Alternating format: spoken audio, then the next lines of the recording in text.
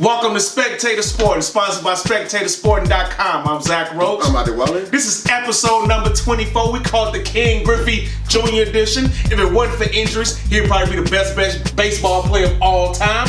Make sure you go on YouTube and subscribe to that Spectator Sporting page. Go ahead and check it out. Also go to SpectatorSporting.com. My man got some dope articles on there. Go ahead and check them out. We got a big show for you today. We talking a lot of football. The Bears had a little issue with New England. We got Marcus Floyd here from Foreman College and Career Academy High School to talk about everything college basketball and high school basketball and much, much more.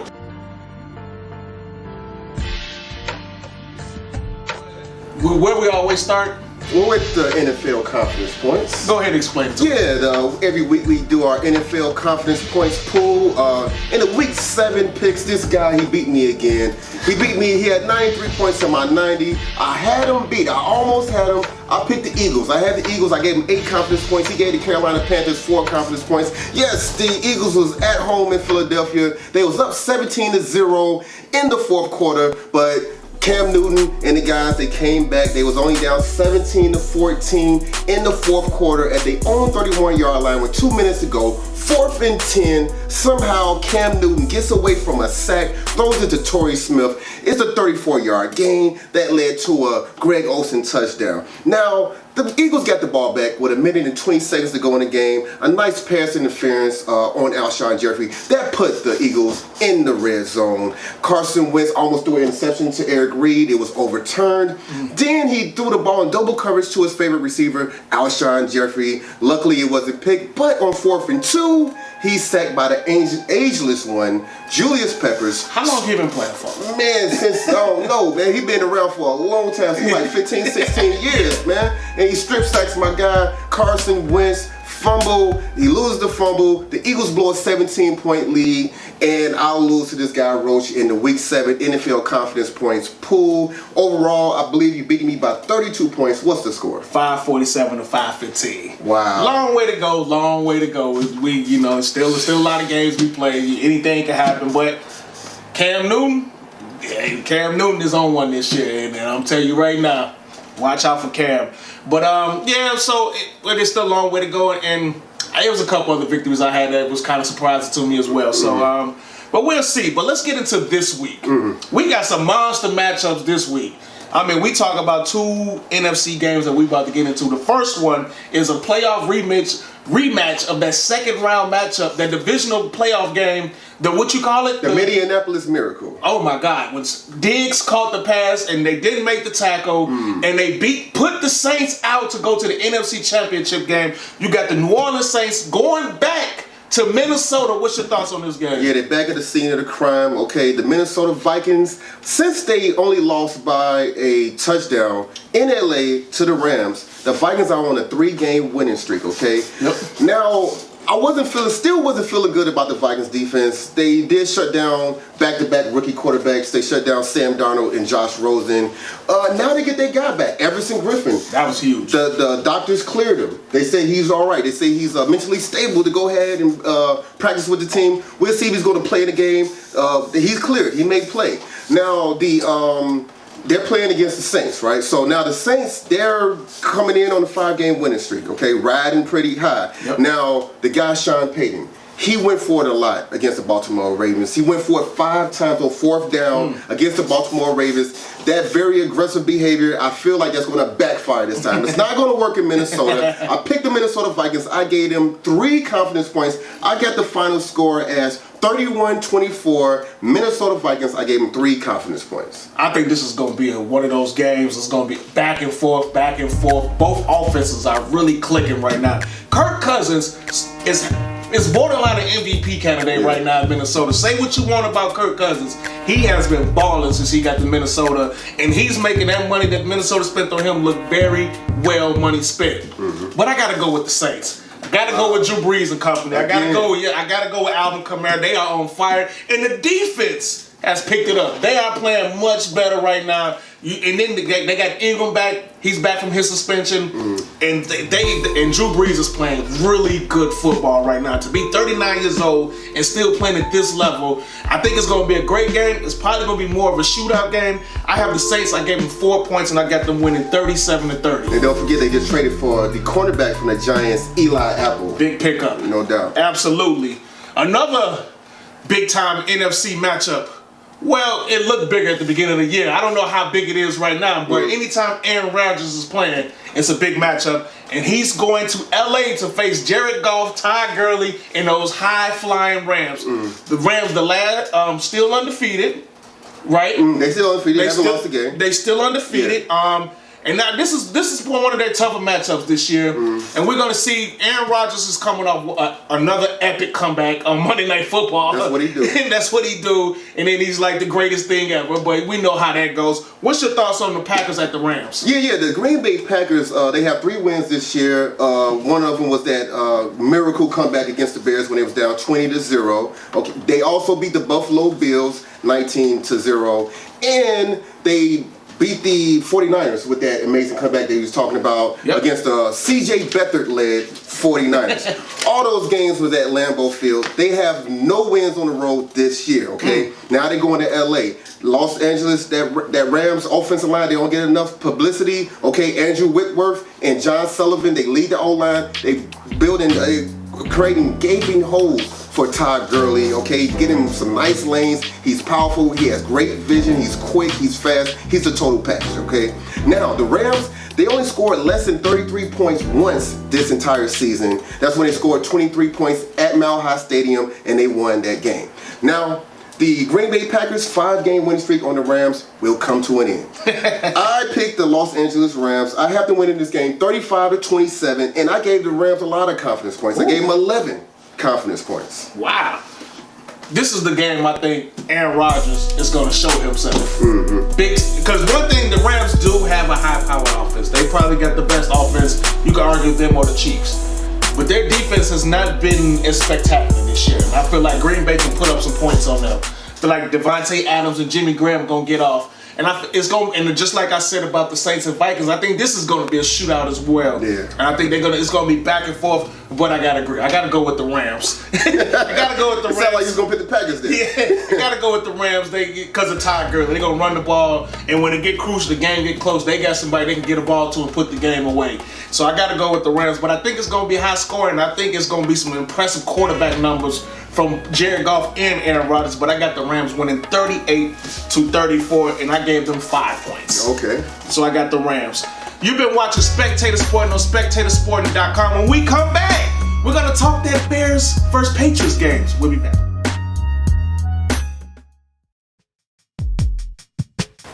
Welcome back to Spectator Sporting, sponsored by SpectatorSporting.com. I'm Zach Roach. I'm Adi Weller. This is episode number 24. We call it the Ken Griffey Jr. Edition. One of the greatest baseball players ever played. And if it wasn't for injuries, he might be the greatest. We got a big show for today. We're talking a lot of football. More picks to come. Make sure to tune in for Marcus Floyd, the athletic director from Foreman College and Career Academy. He's going to break down some great basketball players from Chicago that's in college right now, and much more. Make sure you also go to SpectatorSporting.com and check out my man Adi's writings. They're pretty dope. You can go ahead and disagree with them, agree with them, let them know how you feel. Let's get into this though.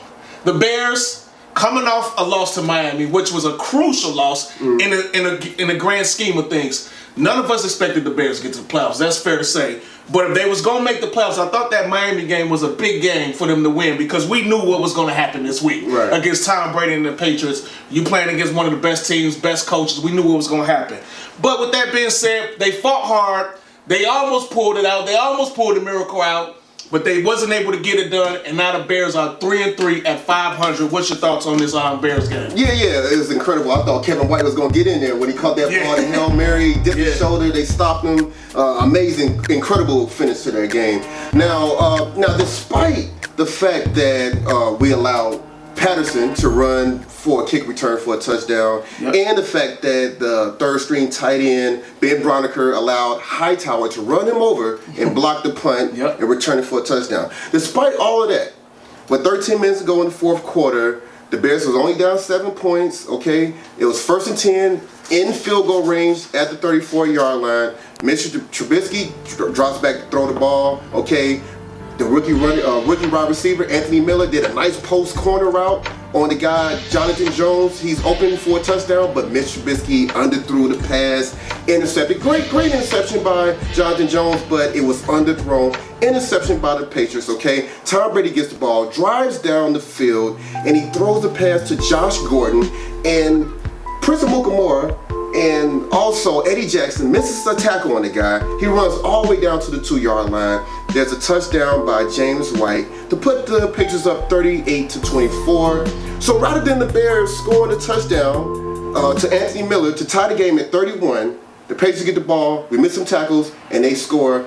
Then that's what you call a 14-point swing right there. 14-point swing. Absolutely. That was a crazy game. It was a lot of things that went on in that game. Well, look, if you're playing Tom Brady and Bill Belichick and the Patriots, one thing you cannot do, Tom Brady's going to score enough. He's going to do what he's going to do. You cannot give them special team touchdowns. It's just, you just can't do it. You just can't do it.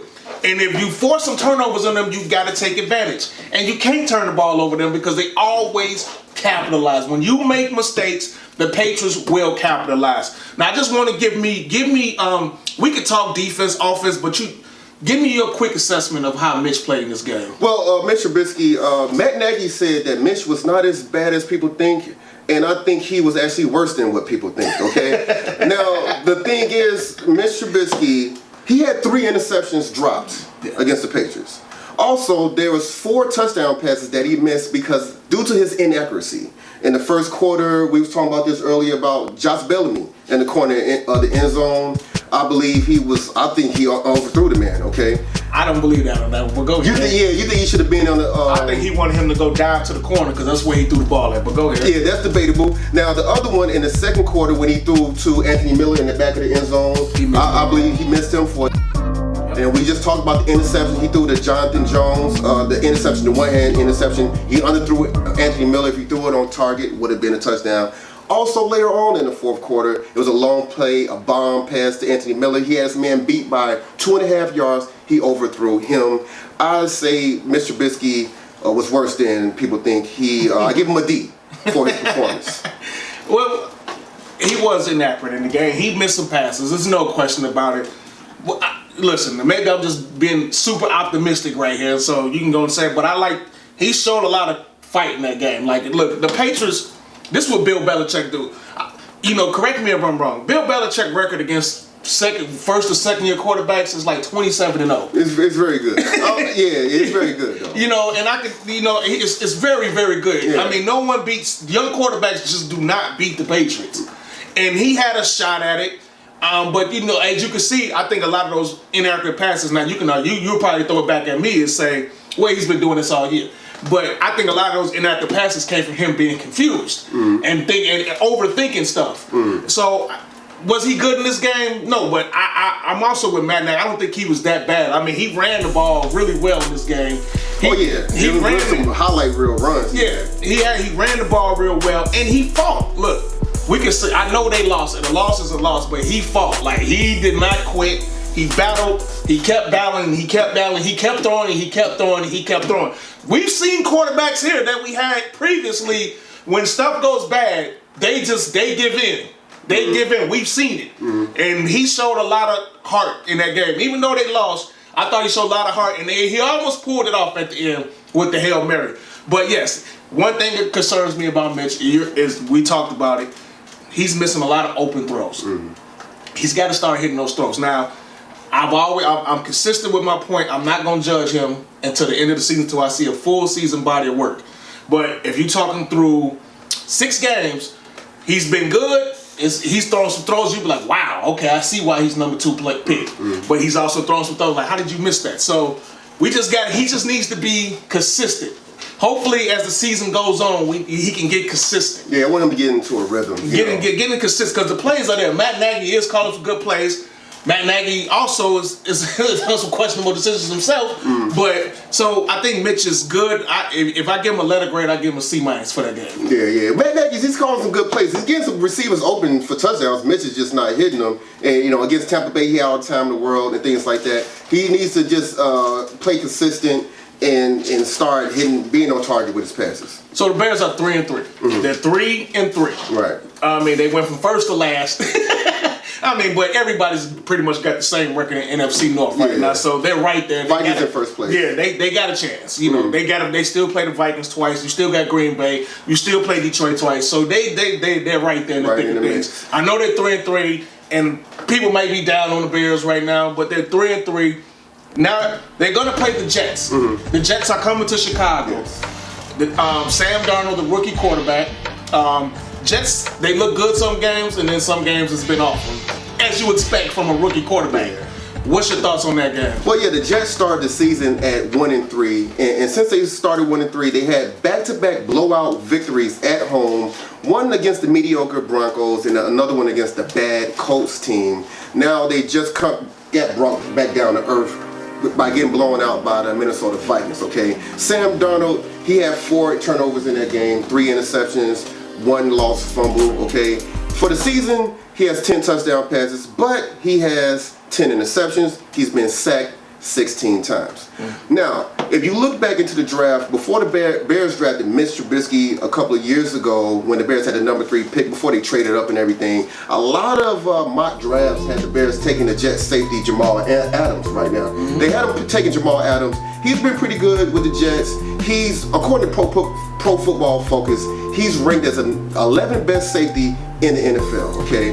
But there's a lot of experts that's putting the Jets defense on a pedestal. I don't really buy that. I'm not really believing into that because 3 out of the last 4 games, the Jets have allowed at least 31 points, okay? So I think the Bears can go ahead and handle this game. I see why they're a touchdown favorite at home against the Jets. What I really want to see in this game? We was talking off air, and we talked about. I want to see when the Bears look good. I want to see them getting after the quarterback again. That's what's missing. That more than Mitch, more than anything, what gets that Bears team going is getting after the quarterback, and that's when everybody's into it, and that's what we need now. Khalil Mack, we don't know how healthy is he. He might need to sit out a game. He might need to get that ankle right just to be sure. I mean, forget it. Just go ahead and sit this one out. But the player that I'm watching this week against the Jets is Leonard Floyd.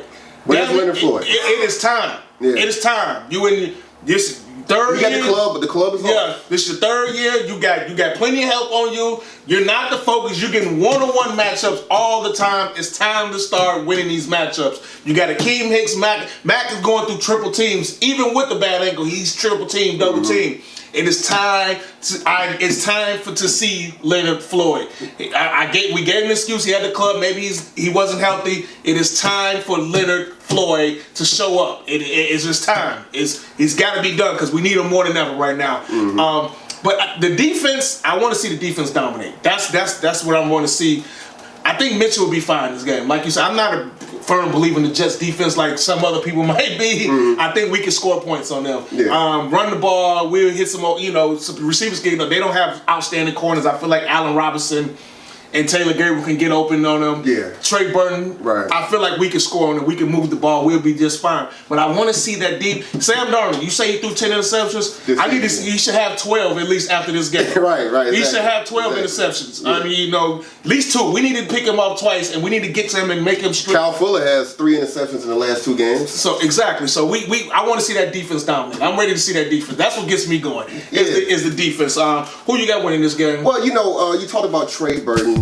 He's a nice safety valve for Mr. Trubisky. He's number 2 amongst tight ends. Okay, he has the 2nd most touchdowns amongst tight ends. He has 4. Wow. Okay, and the Chicago Bears, they are on a 4-game winning streak on the Jets right now, and they haven't lost to the Jets at home since Keyshawn Johnson came to town back in 1997. Now I'm picking the Bears. I'm going to pick them. All right, I'm giving the Bears 4 confidence points. I'm not that confident. 4 confidence points. I got to win this game 23-16. This is a must-win game right here. You lose this game, all hope is gone. Like you said, cancel Christmas. You said that off the air. Like, they lose this game against the Jets and go 3-4 against a rookie quarterback at home at Soldier Field.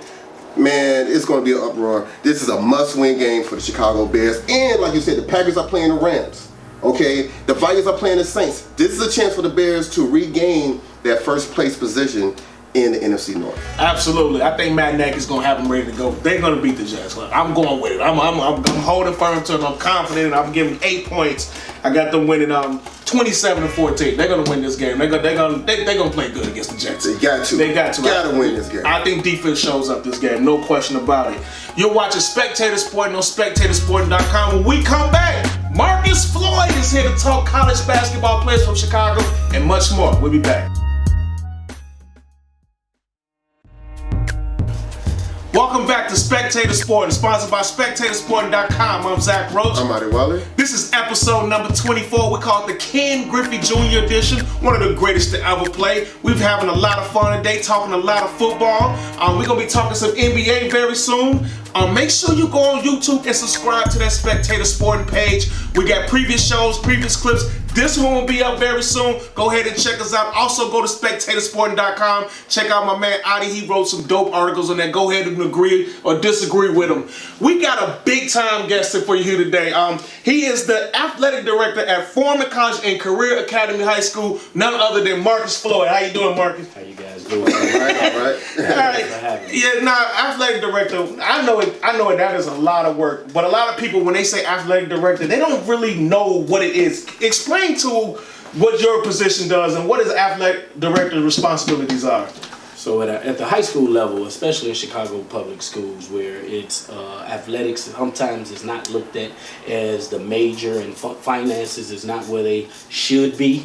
So a lot of my work is right now I manage 21 sports, and I am responsible for paying officials. I'm responsible for scheduling buses. Number one thing is though making sure our student athletes are eligible with physicals, ISPs. What an ISP is a individual student plan. If you heard about Curie a couple years ago, they didn't have those on file and they were stripped of their titles. So things of the compliance thing is really huge in Chicago public schools right now. If you heard anything about the news, it's making sure your coaches are compliant, and all of those things could be a lot of paperwork before you even dribble a ball, throw a football, swing a bat or whatever. So a lot of compliance. I had no clue what I was getting myself into before I became the athletic director. But it is a joy, and I am privileged to be serve as the athletic director at Foreman College and Career Academy. Wow. Yeah, it's pretty good, man. That's dope. No doubt. So can you tell us about some Chicagoland hoopers in college that we need to look out for? So I'm very excited, not just because I'm a Kansas fan. I am very excited of somebody named Charlie Moore from Morgan Park. He was one of the top freshmen 2 years ago. He set out this past year, he will be starting guard for Kansas. And as you know, Kansas is one of the top programs in the country with some more transfers sitting out. So expect him to build self-basketball late in the tournament, him to have the ball in his hand, making plays as Sharon Collins did years ago. He has that Chicago toughness. Don't look at the size, look at the heart. Okay. Obviously, you watched the Final Four last year. Charles Matthews, he is gunning. He's on social media talking about he wants to be the Big Ten Player of the Year. So that's one of his goals. So Charles Matthews, right from St. Rita High School, and transferred once again. He transferred from Kentucky. Made a lot of noise in the tournament as a finisher. And so I'm noticing a lot of these college basketball programs, maybe they kids might not start, but they know if it's 2 minutes to go in the game, give that ball to a Chicago player. No doubt. Absolutely. Yeah, so in this upcoming NBA draft, do you see any guys from Chicago being drafted in the 2019 draft? Someone to watch out for. I got to see this kid. I heard about this kid a lot during the year. I got to see him late in the playoffs versus Whitney Young. They called him THT. He's from Simeon. He will be at Iowa State this year. I know Iowa State is not one of your normal big programs, but if he really develops, I could see him being a first-round draft pick and not staying there for many years. He has the talent. He definitely has the body. He's 6'6", 6'7", wide. Reminds you of that Paul Pierce type. So I could see him in the Big 12. He could really explode, and I could see him declaring if everything works out. One and done, huh? One and done. Yes. Speaking of one and done and all this, it's been a lot of stuff going on in the news with FBI involved, coaches getting in trouble, players getting in trouble. You hear? I mean, we all know this has been going on for the test of time. This ain't nothing new, but it's just being put out there a lot more right now. As an athletic director, if you got one of these top kids, they're at your school, or somebody, not even one of your kids, if one of the kids come ask you for advice, what would be the best advice you would give them? Over the years, about 5 years ago, I was really a huge, and I'm still a college basketball fan. I would love the game, and my loyalty would go towards the college basketball game because nothing is better, I think, than college basketball. But as I've getting closer to the game, as I'm really living and seeing the student athletes, and I got to thinking like this, and somebody convinced me if we had a high school kid that developed apps and he was really good, and somebody offered him $1 million contract, should he go to college or should he take that $1 million contract? Right. And I think it's no different than basketball now. If that kid could immediately make money and provide for his family, I think that kid should make that money. So I like what the G League is doing, offering kids $125,000 because of the rules, whatever. So I really think if a kid is good enough, they should go take that money, provide for their family. I love the education is very important. I'm an educator, but at the same time, go back and get your education. Okay, yeah. So Absolutely. Adam Silver in the NBA, yeah, they're doing a lot of reforming right now. So now, how would you handle it? Like with the one and done rule, would you keep the one and done? Would you get rid of it? Would you extend? How would you handle this one and done rule right now? I'm not a fan of the one and done rule. I'm not a fan because it restricts students from doing what they're talented enough to do. In 1 year, you really can't do much at the college level and educationally. So I always said I think it should be a choice. If a kid is good enough, I think they should be able to go to the NBA. But once you declare for college, I think it's almost like football. You need to remain there for 2-3 years, may be a little lengthy, but at least 2 years. And at this point, you've accomplished at least a half of a degree. You've accomplished 2 years of education, but I don't think the one and done rule, I think more than anything, has damaged the game. It's really just have players just going there, staying eligible for one semester. I love Derrick Rose, but we all know Derrick Rose didn't see a class the second semester of Absolutely school not. because he stayed eligible for that one semester, and we know after that first semester, all the NBA scouts are calling, all the NBA agents are calling, and they're just playing. At that point, they're playing, and they're not even in school. They're not going to class. Absolutely. Yeah, no doubt. AAU and high school basketball. We came up at a time when high school basketball was everything. I remember going to high school, going to the Proviso West tournament. You see all the best players in Chicago in that tournament. I remember Kevin Garnett and Ronnie Fields playing that tournament. High school game was a place to be. Now, it probably still is, but AAU has really stepped in big time. I've heard players and fathers say, I keep my son out of high school basketball and have him ready for the summer just so he don't get hurt in high school basketball. Is high school basketball still real popular right now? High school basketball is still popular. It's not as popular as we grew up in the 90s when you had the Quentin Richardsons and you had the good teams at Julian, Whitney Young and things, Simeon, Bobby Simmons and everything. High school basketball is still popular, but it is overrated. I will say it's overrated because AAU is just everything.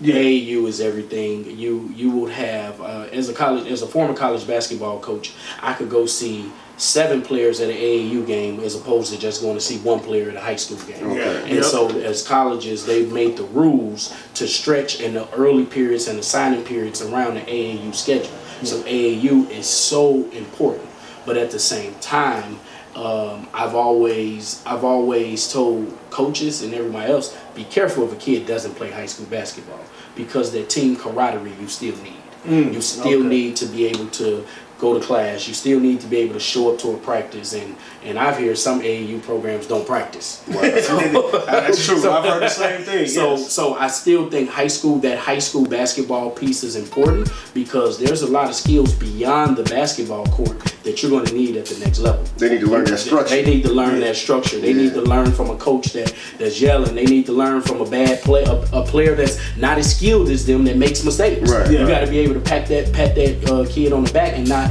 yell or cuss them out, what you see in some basketball games. So AAU, without a doubt, is very important. But at the same time, I think that structure at the high school level, that crowd coming out and things of that nature is very important too. Get those intangibles. Right, no doubt. Yeah.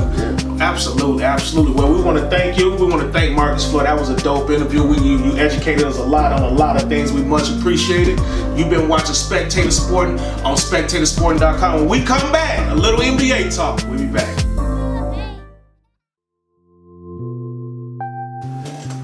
Welcome back to Spectator Sporting, sponsored by SpectatorSporting.com. I'm Zach Roach. I'm Adi Weller. This is episode number 24. We call it the Ken Griffey Jr. edition. Make sure you go on SpectatorSporting.com, check out his articles, hit the YouTube page and subscribe to that page. Many dope shows before, previous clips, and much, much more coming very, very soon. We want to thank Marcus Floyd for the dope interview about college basketball, high school. Remember, he's the athletic director of Foreman College and Career Academy, so that was very dope. We learned a lot from him. NBA basketball. NBA is in full swing. It's very, very, very early. All summer, it happened. Jimmy Butler went bonkers on everybody in practice. We heard about it. Karl Anthony Towns is this. Andrew Wiggins is that. F everybody, but he's playing for the Wolves right now. Right. Should the T-Wolves keep Jimmy Butler? Well, that's a good question right there. Now, the thing is, the Timberwolves, this is how I look at it. Now, I think they really should try to make a trade with Philadelphia. I think Philadelphia can really use Jimmy Butler over there. And Philly, it makes sense for Philly too. Okay, they have the Miami Heat's unprotected 2021 first round pick, okay? They have Fultz who they can move. Also, if the Sacramento Kings first round pick this year, if they win the lottery and get the number 1 overall pick, that pick belongs to the Philadelphia 76ers. I don't think they'll trade that to the Timberwolves, but also, now if you look at the Timberwolves, Karl Anthony Towns is 22 years old. Andrew Wiggins is 23, okay? They're not going to beat the Warriors are going to win the championship for the next 4 to 5 years. 4 to 5? 4 to 5? Man. The Timberwolves, they can't even beat the Houston Rockets, okay? Okay. So why don't you just go ahead and trade Butler? Butler's not coming back to Minnesota. He hates everybody in the Timberwolves organization. So go ahead and trade him. You're not beating the Houston Rockets. You're not beating the Warriors. Trade him to the 76ers. Get some draft picks. And then when Wiggins and Karl Anthony Towns is like 26, 27, and the Warriors are done with their 5th straight championship, then maybe the Timberwolves will go ahead and win and also fire Thibodeau in the process. Look, they should trade Jimmy, but it's very hard right now. Who wants to trade for Jimmy right now? He's going to be a free agent after this year anyway. He's basically going to be a rental for some teams. You don't know if he's going to stay in Philly. And Jimmy's a great player. There's no question about it. He's a good player. But this little episode has made GMs, if I was GM, I'd take a back seat like, wait, is he going to treat all young players like this? This is 2 stops. He's done this with the Bulls, and he's done this with the Timberwolves now, where he's been brutal on the young players. Now, I get it. You want to be a leader, but there's other ways of going about it. So, I don't know if Philly, as much as Philly do need him, I do think that'll be a great fit in Philly. I don't know if they want to put him around their young players. Right. I just don't know. Yeah. And then also the whole thing with Jimmy Butler, it's really about, he wants to get paid, I know that. But if he goes somewhere else, where are you going to find, Philly you might can, but where are you going to find another big man better than Karl Anthony Towns to play with? Mm-hmm. Yeah. Where are you going to find another player better to play with Andrew Wiggins at? Right, unless you go to the Lakers or one of these top teams. Mm-hmm. You're not going to find that nowhere else. So you go to Brooklyn or one of these teams, you're going to be worse. Right. Your team is going to be way worse than what you is in Minnesota. So you got to think about that too. So I think the Wolves should trade him because I think the relationship is beyond repair. But if I'm Jimmy Butler, I might have to think second thoughts like, wait a minute. If I really want to win, this is probably The best situation. The best situation he could be in. Unless he goes to the Lakers or unless he teams up with or Philadelphia. Or Philly or teams up with Kawhi Leonard next year or something. That's the only thing I can think of. Yeah. I mean, I could be wrong, but who knows? The Bulls. The Bulls. They're going to be in the lottery this year. I'm just going to go ahead and say it. I'm putting it on tape right now. They are going to be in the lottery. They are not making no playoffs. They are terribly coached. They don't play any defense at all. But they do play the Hawks Saturday night. What's your thoughts? Well, yeah, the Bulls, they are allergic to defense, okay? They don't give a damn about boxing out. They couldn't care less about boxing people out. I wish I could just go to the game and they could just pay me to say, box out. Okay, I have a big sign saying, as soon as the opponent shoots the ball, I have a big sign to say, box out, okay? But they don't do it. They don't give a damn. And so, it looks like the Bulls have to score at least 120 points a game to win a game, okay? But you know what? I was thinking, I'm not going to go overboard like you, okay? I'm going overboard. I'm going there. I'm thinking about last year. The Bulls started the season 3-20, okay? Yep. Then Nikola Mirotic came back from the broken jaw. We went on a 7-game winning streak, okay? I'm hoping that Lauri Markkanen has the same effect on the Bulls this season, okay? Now, also, Zach LaVine, he's playing like he's going to be an all-star snub. Okay, that's a nice little bright spot. He's probably not going to make the all-star team. First place was Jordan or something to have 30 straight points in 3 straight games to open the season? Yeah, Mike, I saw that little clip on while I was watching the Bulls game. I know Jordan was on there. And so, yeah, first 3 games, 30 points. That's so good. He's putting up highlights. He's looking healthy. He missed about 60 games last year. Still not playing defense, but okay. Yeah, he's scoring points. He's giving you highlights and things like that. So that's something I'm looking forward to. And also, so you saying they playing the Atlanta Hawks. Trae Young is there, okay? Trae Young with the big game. 35 points, 11 rebounds. 11 assists. It was 11 assists? 11 assists. Okay. Yeah. Trae Young, he was on fire. He looked like he's going to be the... Looked like Oklahoma. Yeah. And the funny thing about this guy, he said that the reporter asked him, who do you look up to? Who inspires you? Who inspires your game and things like that? He said Steve Nash. I want to say, man, stop BSing everybody. You look up to Stephen Curry. Hold on. Steve Nash, hold on. Stop right there. Steve Nash is a legend, okay? Yeah. Steve Nash is a Hall of Famer. Let's keep it real. Steve Nash was just as good as Steph Curry for a moment in time. Right. 2-time MVP. There's nothing wrong with him looking up to him. No, it's nothing wrong with him looking up to him and being inspired by him, but he said that that's who he formed his game after. I'm like, no, I've never seen Steve Nash shoot a half-court 3. Okay, so it doesn't look like he's imitating that guy. You think it's more Steph Curry? I think he's more like Steph than Steve. I got you. I think he was just trying to send us off and everything. But yeah, it's going to be nice to see him Saturday night going against the Bulls. And then he don't have to worry about missing shots because the Bulls not going to box out and get the rebound. He's going to get plenty of opportunities. Just keep shooting, $2 for $1, 3 for $1. Just keep missing and then they're going to get the offense rebound. The Bulls don't give a damn about rebound. No Chris Dunn to guard him either. So, is Cameron Payne really going to be guarding him? Cameron Payne, he can outdance him in a dance contest. Cameron Payne is the worst backup point guard in the NBA by far. I don't even know how he's in the NBA right now. I don't mean to be mean like that, but it's just the reality situation. I've seen, since they traded for him, I have seen absolutely nothing to warrant him having a roster spot. There's nothing. He can't shoot. He can't guard nobody. He's not big enough. He's not athletic. He don't pass good. There's nothing that I've seen from him on the basketball court that warrants him having a roster spot. What about Archie Diacono?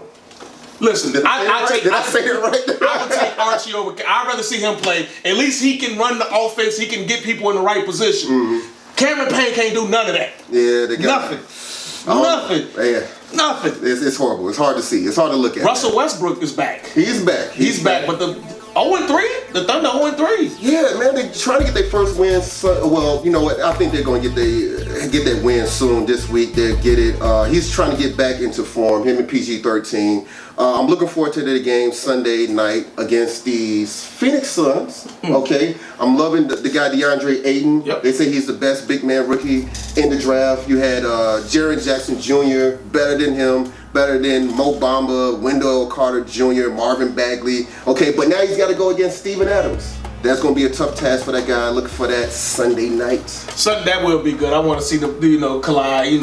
Steven Adams is considered the strongest man in the NBA. So we'll see with Ayton. He's going to probably get roughed up a little bit by Steven Adams, but we'll see where it goes. Westbrook is back. I think OKC get on the win. They get their first win on the board. You watch Spectator Sporting on SpectatorSporting.com. When we come back, the rest of our picks, and it was a couple trades in football. Yeah. We'll tell you more.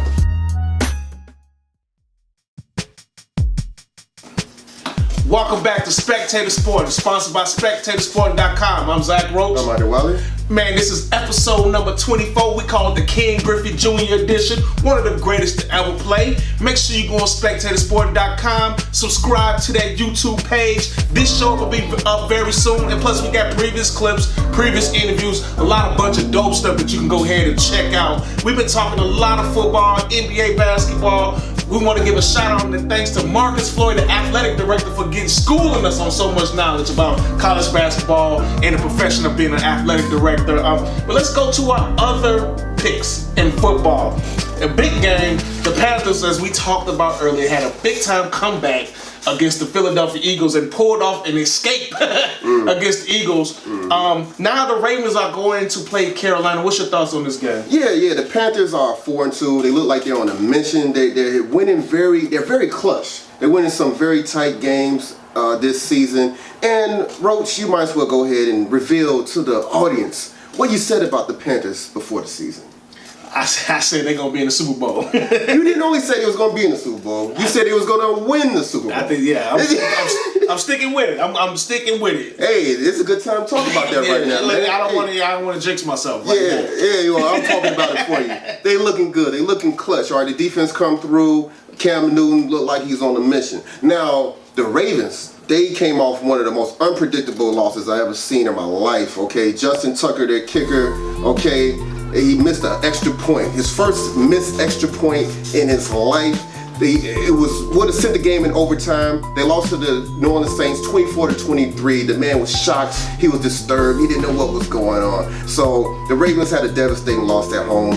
Their first loss at home this season. Now they're going to Carolina. The Panthers are riding the 8-game home winning streak right now, okay? And I say they turn to 9. I get the Carolina Panthers winning this game. I gave them 5 confidence points. I got them winning this game 22-14. Yeah, I got the Panthers too. Ravens, I know they do have a strong defense, so I expect it to be a tough game, a physical game, but I'm rolling with Cam. I'm rolling with Cam again. I got the Panthers. I gave them 7 points. I think they're going to win 20-13. Okay. I think it's going to be a good one. A couple other games. Seahawks at Detroit. Detroit coming off a big-time victory in Miami. Some of the Bears couldn't get done, but they got it done. What's your thoughts on this game? Yeah, the Lions just beat the fluky Brock Osweiler. Too bad he wasn't playing the Bears. He's undefeated against those guys. He's a Hall of Famer against the Bears.